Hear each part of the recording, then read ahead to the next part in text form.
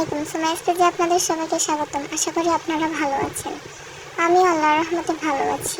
আজকের ভিডিওটা হলো কিভাবে আমি তেলের পিঠা বানাইছি আর কি। রাত্রে হঠাৎ করে তেলের পিঠা খেতে মন চাইতেছে, তাই আম্মুকে বললাম যে আম্মু আমাকে তেলের পিঠা বানিয়ে দাও। কিন্তু আমার বোন ও আবার তালের পিঠা বানাইতেছে, তাই তার জন্য আমার এই তেলের পিঠাটা বানানো বন্ধ হয়ে গেছে। এরপর আর কি করবো, আমি সকালবেলা এই তেলের পিঠাটা বানাইছি আর কি।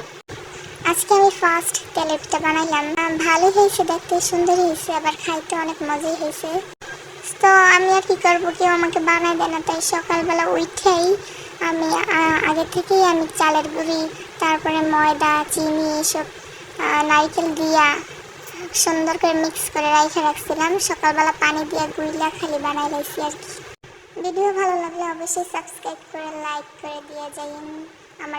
আমার এই ছোট্ট পেজটাকে বড় করার জন্য আপনারা সাহায্য করুন। সবাই আমার জন্য দোয়া করবেন।